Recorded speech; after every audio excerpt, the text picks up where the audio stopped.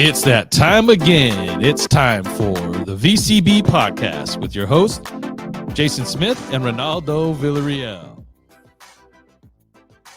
February 2024, Macular Degeneration Month. We got a fun one today. Excited about this one. Right. Yes, always.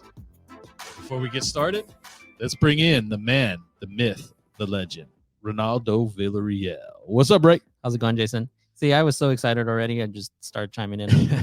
Didn't wait for my cue.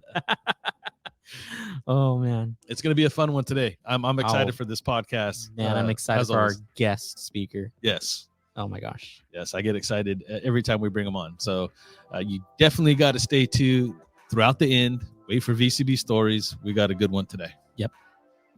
Before we can kick all that off, we gotta do our housekeeping. Yeah. For sure, even though we're all excited. Anyway, like I mentioned in the intro, it's Macular Degeneration Month. So everybody that has macular degeneration or a form of it, like Stargardts, like I have, this is a great time of year for awareness and just kind of seeing where you're at, checking in with yourself, checking in with your community. Check in with your doctor. Check in with your doctor because it is a progressive eye condition, so you want to make sure that you're staying on top of everything. And so you could always give us a call here at the center at 559-222-4447 and check on your services, where you're at in the process, and we are here for you. Yeah. Or if you just heard about macular degeneration and you need services, we can help you out. Absolutely. So to kick things off, Ray, community is very important to us, obviously. Yes. And we just want to remind everybody that we still have our community calls. They're still going strong, whether it's game night, the community call, the YA young adult group. They all exist and they're all important. And it's a great way for you to stay connected with other people in the community and just talk about whatever your heart desires. Yeah. I want to challenge people this year, with the new year. If you haven't, checked out these groups before, give it a shot. It doesn't hurt. It's free. There's no financial commitment. You got to call in and get the link or the phone number for the group. And, if it works for you, it works for you. There's exciting individuals in those groups. And, the one that I want to really get into myself personally is that book club with Tom. Tom has always been my person to go to for book recommendations. And it's just personally, I fell off a little bit, but I want to get back into it. And, last month was, Braille Literacy Month, and I started reading more Braille to Nathaniel, and now I want to continue to read more books. So yeah, get some recommendations for Tom. So.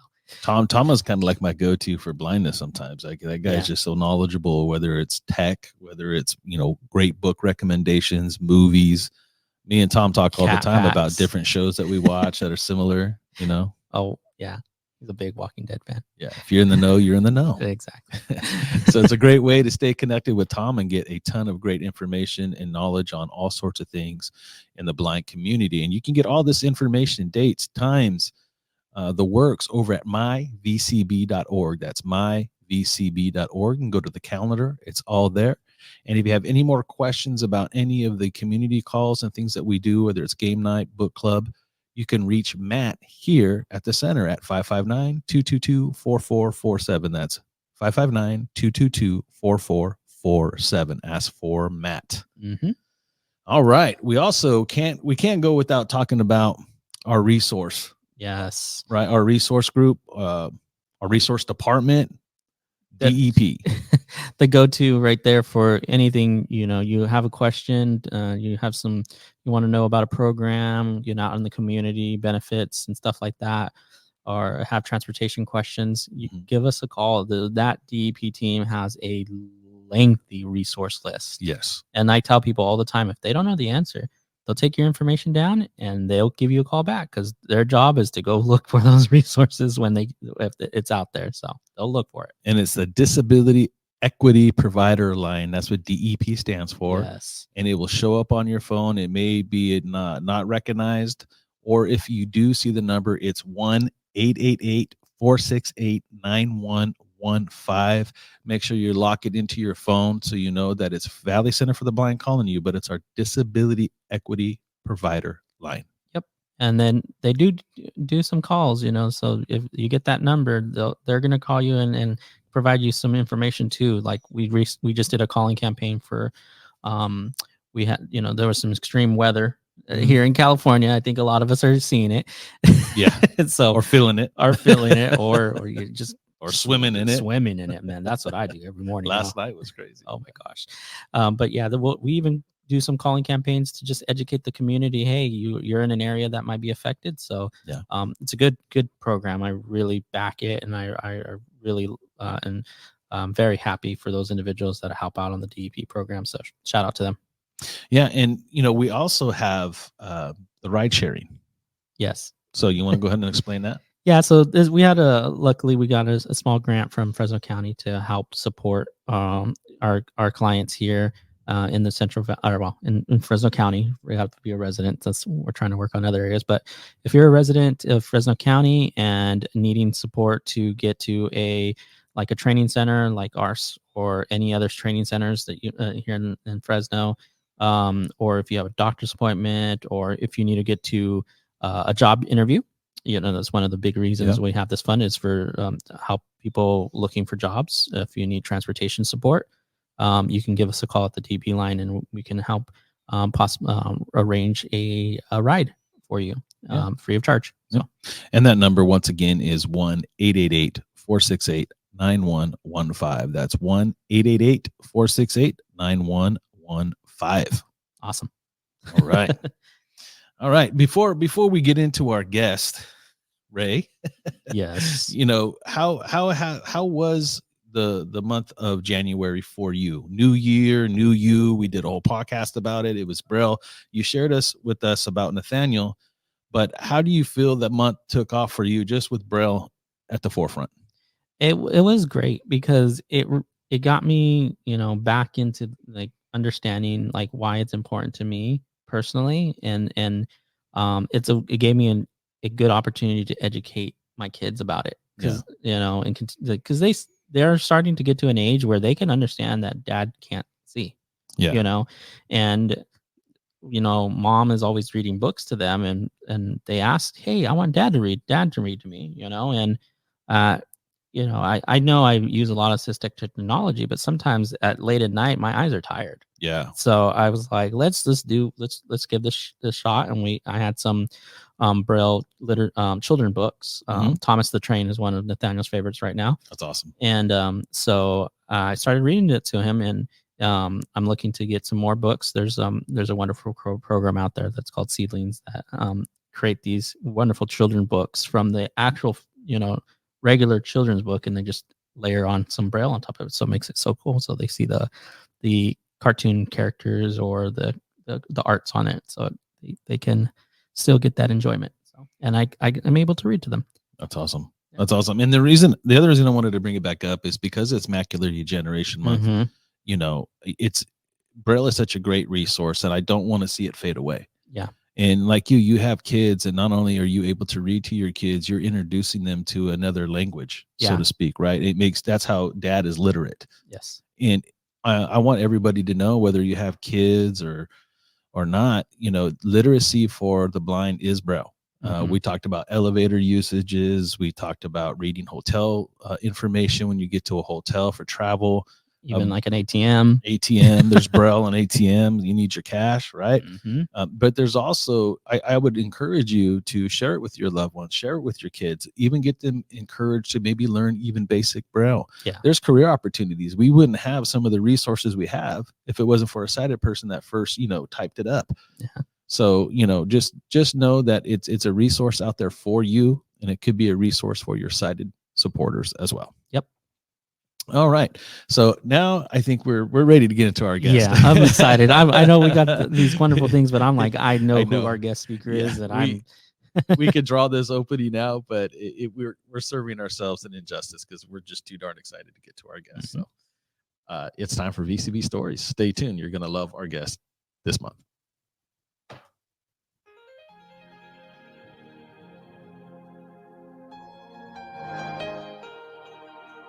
It's time for VCB Stories with your hosts, Jason Smith and Ronaldo Villarreal. We got a good one today, Ray. Yes, we do. Macular Degeneration Month. Stargardts, what's what I have, is a junior onset of macular degeneration. So we decided we bring in a very, very special guest. He's been on the pod before. He does so much amazing work in the blind and low vision community. It's the one, the only Sam Levy from The Blind Life. Sam, welcome to the podcast, my brother. Please go ahead and let everybody know exactly what it is you do on YouTube. Yeah, so most people probably know me from my YouTube channel, The Blind Life, where I share my life living with vision loss, and I focus mainly on assistive technology. My channel is one of the top channels pretty much in the world talking about assistive technology for the blind. And I'm very fortunate that companies will send me these products and I can review them and give my honest opinions and hopefully let people out there in the community know what's good and what's not any good. YouTube is my main home, but I'm also on all the other social medias, TikTok, Twitter, Instagram, all of that. And I also have my podcast, the Blind Life Podcast, which is available on most podcast platforms. And just for the record, Sam, you are the number one tech for the low vision and blind, for sure. Yeah, I think so. I look up to you. You know, I always watch your videos and I appreciate it every time. And every time you come out with a new link, I always forward it to our assistive technology instructors here at the agency. So thank you for that. Awesome. saves them some time for doing the research. Yeah. That's great. That's great. And for the audience too, Sam, could you go ahead and let them know your eye condition? Yes, I have Stargardts, proud Stargardian. Yes. Diagnosed at age 11, and my current acuity, at least the last time I had it checked, was about 2400 in my good eye, 2850 in my bad. We're like dead on, but I think we're like the same age too, so it's kind of funny. I don't know if that's any. See, I almost got into the cool club, the cool kids club in the Stargardians club, but I ended up. The doctor said, "Nope, you have retinitis pigmentosus." They were going to be between the two. Yeah, that's all right. We'll still let you hang out with us. I appreciate that. And being a fellow Stargardian, and it is why we invited you on in this particular episode, because we are celebrating Macular Degeneration Month, and Stargardts being a junior onset of that. Could you go ahead and talk about macular degeneration for a little bit, and maybe how it connects to Stargardts for those who don't know? Yeah, so I mean, macular degeneration, that's kind of the key word that everybody knows, but it's really, macular degeneration is kind of a result that can be brought on by a lot of different things. So essentially, it's the degeneration of the macula, hence the name, which is the center of the retina. And so lots of different things can cause the damage to the center of your retina. Age-related macular degeneration is what most people are kind of familiar with. There's a dry version, there's a wet version. The wet version is caused by bleeding in the eyes. So lots of different things. Cone rod dystrophy, they're kind of all similar, but Stargardts, which is what we have, is an inherited retinal disease. And it's very odd. It's very random. It essentially is our body can't process vitamin A. And because of that, it causes a buildup of waste on the eye, on the macula, and that damages the macula and causes our central vision loss. So it's kind of a quirky little thing that our bodies do, and this is the result. See, I couldn't have done that better myself. That's why I asked you to explain. Right. Now I know a little bit more too. The vitamin A is an important vitamin thing A. too. Yeah, and there's a wet and a dry, just like with regular macula, and it's a whole fun thing. And I think this would be a good time too, Sam. There's an online, what would you call that again? Forum? It's like a forum, like a thing you're getting ready to host at the end of the month, correct? Oh, the summit. The summit. Yeah, there you go. Summit. Yeah. Why don't you go ahead and advertise it? Yeah, shout out to the summit. So the Stargardts Summit, it's being hosted by the Carroll Center up in Boston, and also co-hosted by Elkius Pharmaceutical Group. The Blind Life is one of the partners. Foundation Fighting Blindness is a partner. Prevent Blindness is a partner. The Carroll Center is also a partner. So it's one of the first Stargardts Summits hosted by the Carroll Center. It is going to be February 29th. And it is a virtual event, although there are some in-person spots still available. Jason, I don't know if you want to travel. There you go. I love to travel, actually. Yeah. So, but if you want more information, you can just Google Stargardts Summit, or you can go to the Carroll Center website, CARROLL, and they'll have information about that as well. And yeah, I'll be speaking on a panel for assistive technology. Awesome. Maybe we can put that in the description link. Yeah, I've been passing it around. It's been getting around. It's funny because I had one of our ILS instructors here. She has Stargardts, and she came up to me. She goes, "You hear about the summit?" I said, "Yeah." She goes, Awesome. "Yeah, there's a TikToker that I follow, and he's going to be there speaking." And I'm like, "Sam?" She goes, "Yeah." I said, "He's going to be on the podcast next week." she was like, "Really?" I was like, "Yeah." It's weird to be called a TikToker, but I guess I am. Yeah, it's the one platform I haven't messed with, Sam, to be honest with you. Right. So I don't know why. I just have. Well, now I work on a federal contract where I'm not even allowed to have it on my phone. So Oh yeah. I just thought of that too. Yep. So Yeah. yeah, Rules. Sorry. Still get the YouTube shorts though. That's still okay. Yeah. So let's pull the curtain back for people that maybe just got diagnosed with Stargardts, or maybe it's one of our elderly that just found out they had macular degeneration. What was your experience like as a kid, first and foremost? What was it like through school? Well, what I tell people all the time is, especially if you have a child that gets diagnosed, they're going to be fine. It's always the parents that worry the most, and they're the ones that get hit the hardest with that news. The kids end up being fine. I can imagine Jason and Ray. You guys might have been the same, but I had a normal childhood. I rode my bike, I rode my skateboard, I played with my friends. School was a little bit more difficult because it was much more difficult to hide the vision loss in school, especially with my giant large print books and my monocular and all of that. But I always try to have a positive attitude about it.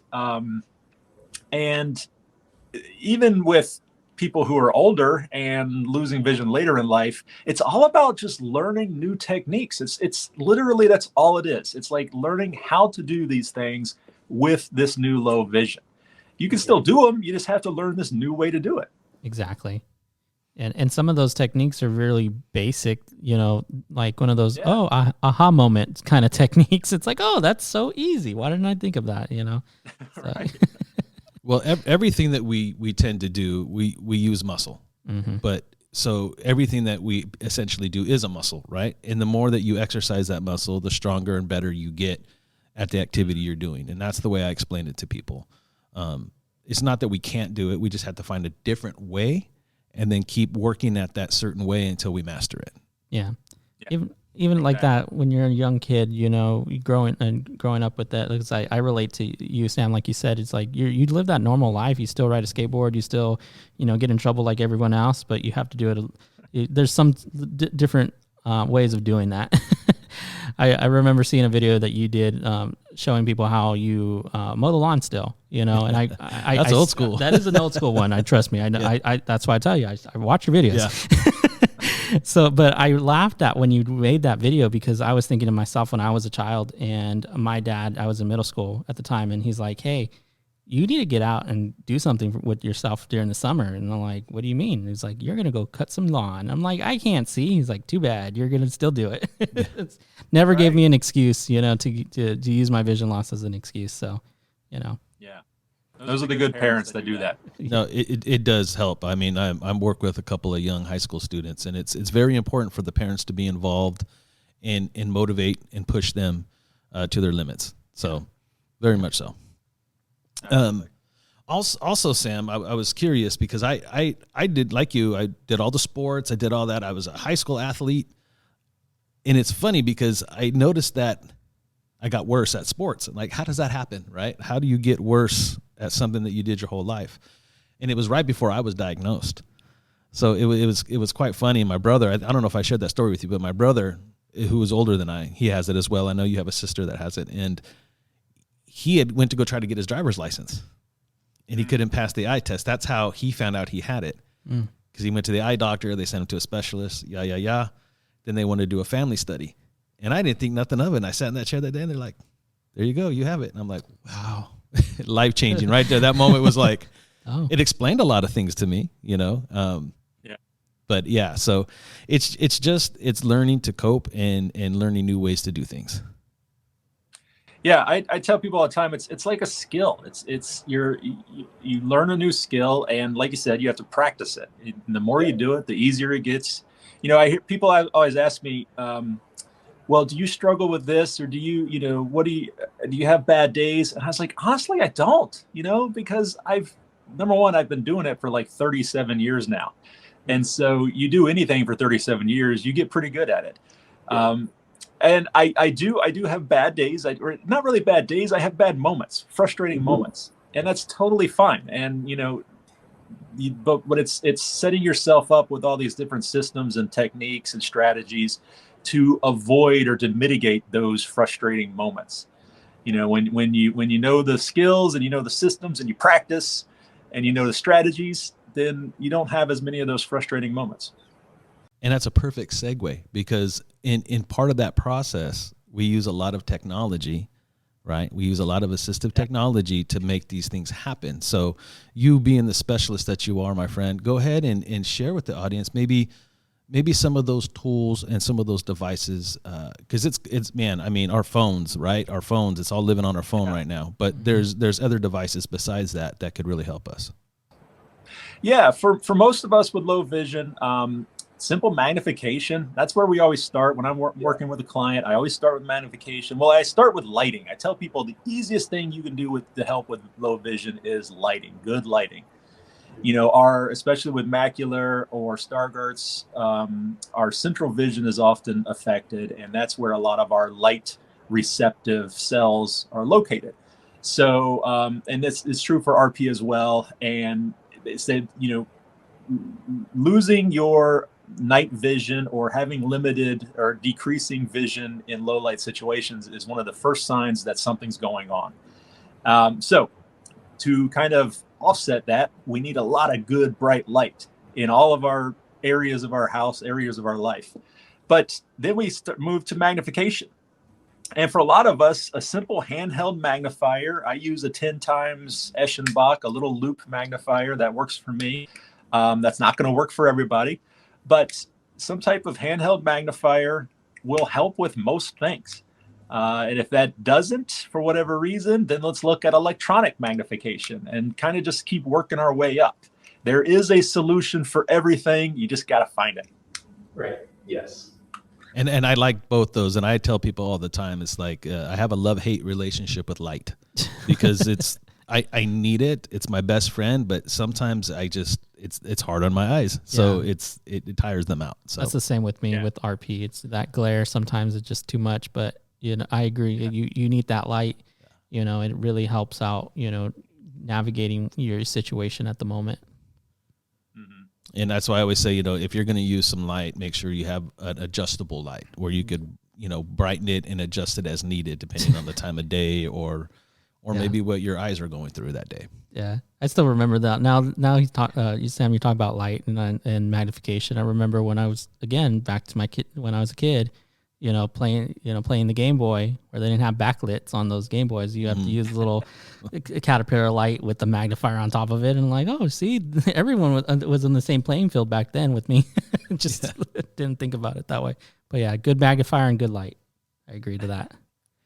That's funny. You're showing your age talking about a game. I wish I had a Game Boy when I was younger.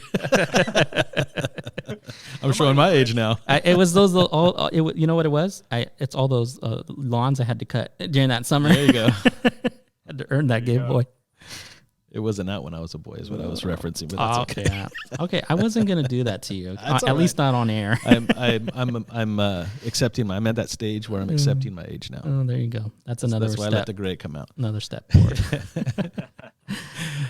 So outside of the magnification, what do you usually recommend, especially with someone with macular, as it pertains to their phone? I know there's a ton of apps, and I know that they've been growing exponentially over the last few years. And in fact, probably even in this last year, I think Android even came out with the AI.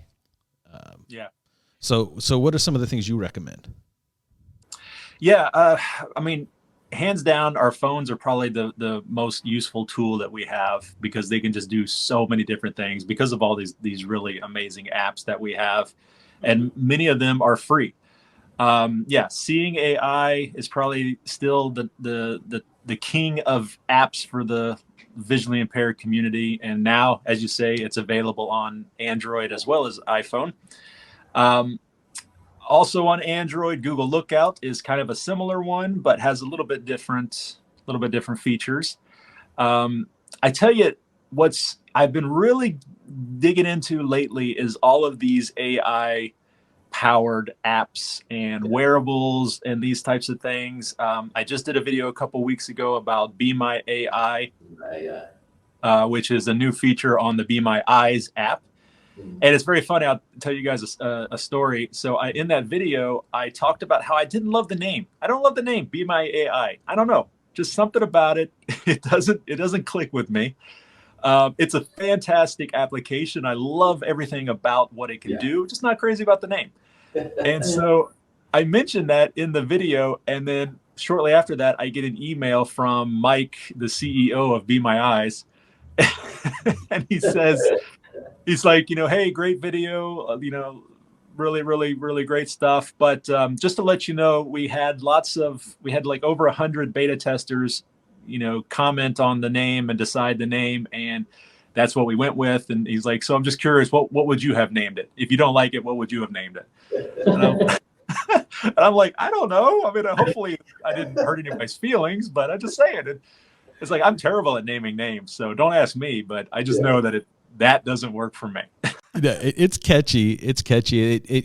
And then Mike, if Mike listens to this podcast, Mike, thank you so much for all that you do. But I guess my thing is it sounds too close to Be My Eyes. So when you try to explain it to somebody, it's Be My AI, Be My Eyes.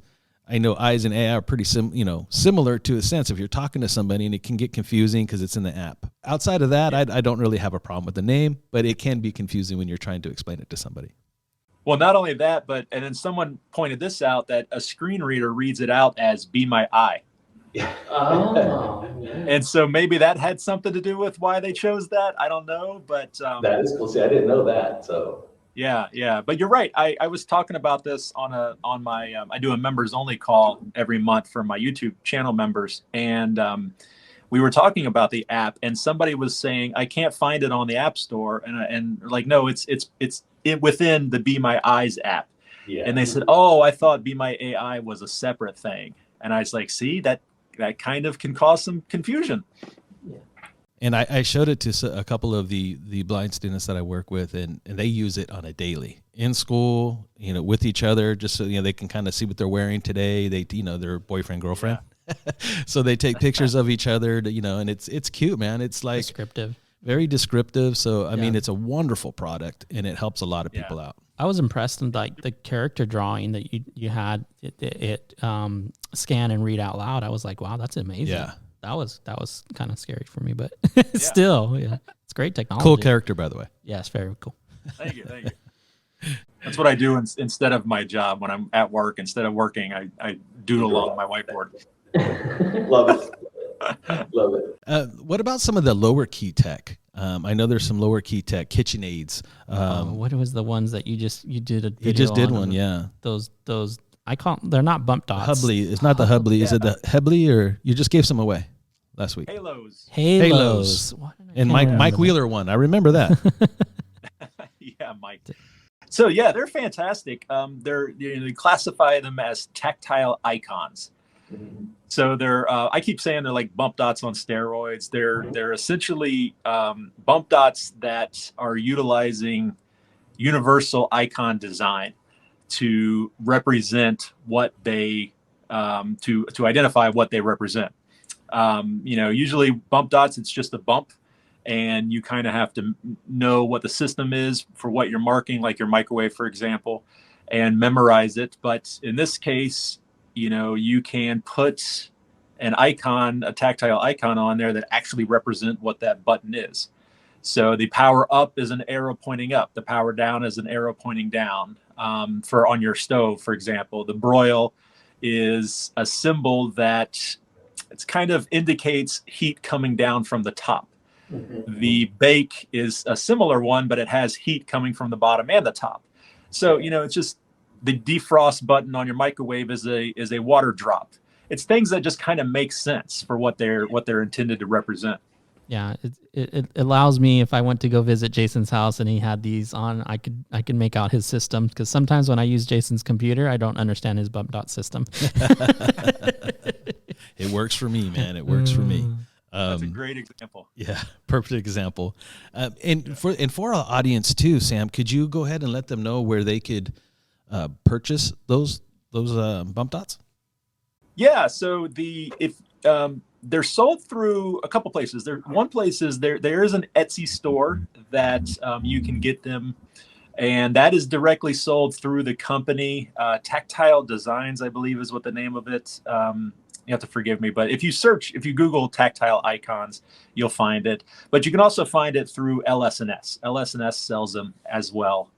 Yeah, and I'll do my own research too, and I'll make sure I put it in our description below for those who want to purchase those, because they are very, very tactile. They're very, very specific, and like Ray had mentioned, they're universal. When people come over to your house, people can get a good idea what's what. Yeah, because there's more than one blind person out there. That's I know a few. I know, right? It's crazy to believe that. There's a couple of us out there. Yeah. And my last question for you, as far as technology goes, computer based. What is some of your suggestions? You're opening it up here. No, I'm not. No, I'm not. Hey, I've actually emailed Sam asking for advice for some of this stuff. Okay, but what is some of your basic suggestions when someone's trying to purchase a computer? Because I know that's a question I get a lot. Yeah, I tell people that it's just like a fully sighted person. You buy the computer based on the need you're going to be using the computer for. If you want to be a gamer, you're going to need a powerful computer. If you want, you're just going to be checking email and certain things like that. You don't need a powerful computer. You can save some money and just get a kind of a basic computer. The great part is that the accessibility is already there on whatever computer you get. Maybe Chrome's a little suspect, but Windows or Mac, the accessibility is already in there, and it's going to be great. Now, there's certain things you can look at peripherals. You might want a large print keyboard. You might want a larger monitor. I personally have my Windows computer connected to a 43-inch 4K Samsung monitor. She's big, she's beautiful, and I love her. I could not imagine doing my work without big old 43. And now actually in my office, we upgraded, and now I have two dual 43-inch 4K monitors. Wow. It's kind of crazy. I feel like I'm sitting at mission control at NASA when I'm sitting behind these monitors. Are those monitors the Samsung ones? Yeah, the exact same ones I have here. I got them in my studio. Yeah, I love it. Yeah, it's incredible. They're fantastic. Samsung's great because it's got really good contrast. It's got really good colors. But I always say 4K. If you are going to be using like enhancements, visual enhancements like magnification, large print, color contrast, high contrast, then 4K is the way to go. You want to give your eyes every chance they can to see that image. And currently, unless you want to spend like $8,000 on a 5K or 8K or whatever Mac monitor, 4K is the best we have right now. It's overkill. You're buying for the future. Yeah. And I know I asked you this last time, Sam, but I ask all our guests this. Somebody walks into your office. They're there for the first time. They're dealing with figuring out what it is they need, what it is they want. They're not sure if they want it. What would you say to them to encourage and motivate them to get your services and move forward into this walk that we call blindness?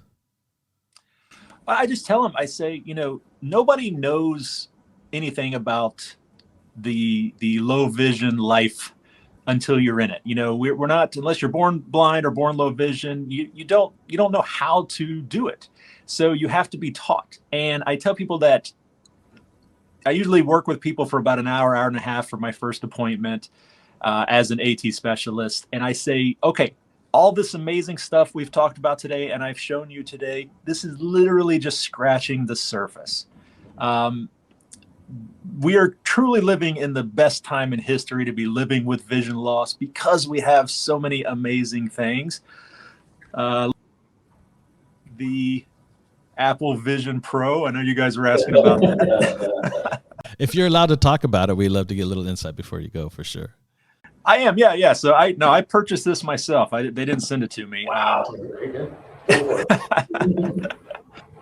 And and so I've literally just got it today. I've only had a short time with it. I just recorded my unboxing and my initial first thoughts video. That should, if I can finish editing, it should go out today. And then I'm going to spend about a week working with it to really get a full, really in-depth evaluation and see how it's going to work for us before I make my final video.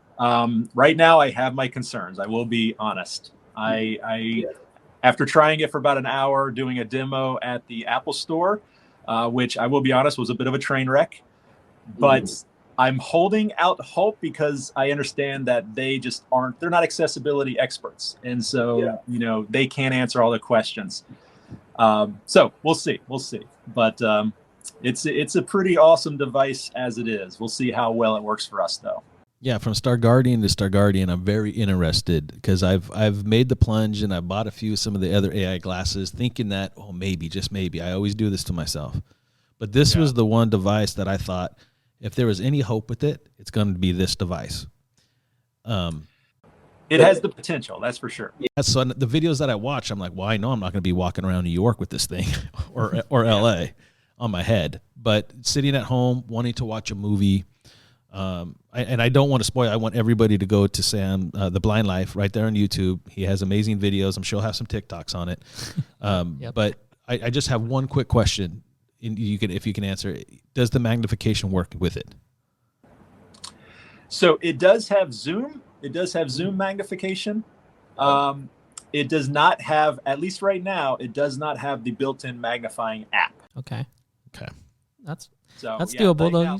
That's notable. That's a very big note. So I'll definitely be looking forward to your video. Well, yes, but like I said, as of right now, this has literally been out for like 3 days, and so this is still in its very, very infancy. Yeah, all the hardware is there for this thing to be incredible. It's just not quite there yet. Okay. Yeah. Does it have voiceover at all, or?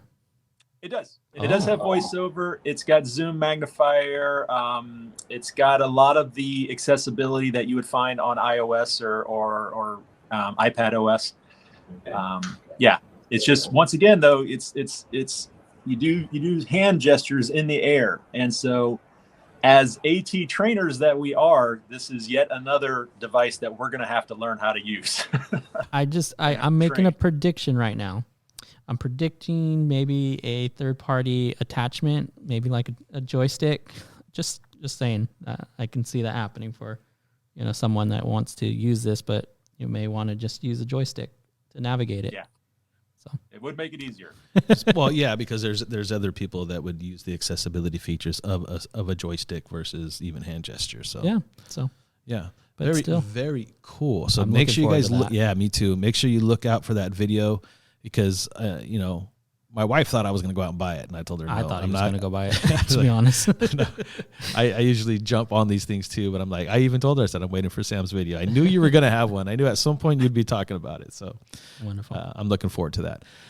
Sam, I want you to go ahead and one more time when we have the opportunity, plug the summit. Let everybody know where they can go to register for the summit. Yeah, the Stargardts Summit is going to be February 29th in at the Carroll Center, which is just outside of Boston. It's going to be a virtual event for pretty much everybody, but there are, like I said, there are still a few in-person spots, a small handful. Either way, though, check out, you can just Google Stargardts with an S, Stargardts Summit, or go to the Carroll Center website directly to get information about it. Amazing.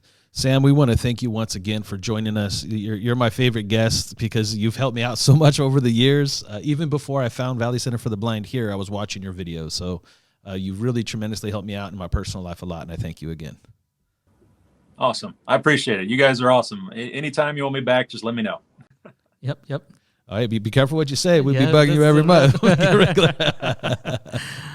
All right, everybody. We want to thank Sam from The Blind Life. Make sure you go to YouTube, Sam. It'll be The Blind Life on TikTok. And what's your other one there, Sam? You are on Instagram? I'm on Instagram, Facebook, Twitter. I got a Discord, although I never get on that Discord, but people do. Some people do. Awesome. It's The Blind Life. If you're low vision, definitely check Sam out. Sam, thank you so much for joining us. My pleasure. Thanks, guys. All right. We'd like to thank you, everybody, once again for joining us for another episode of the VCB podcast. We'd like to thank Sam from The Blind Life once again. Don't forget about the Stargardts Summit on February 29th. We hope to see you there. All right, you guys take care of yourselves and each other.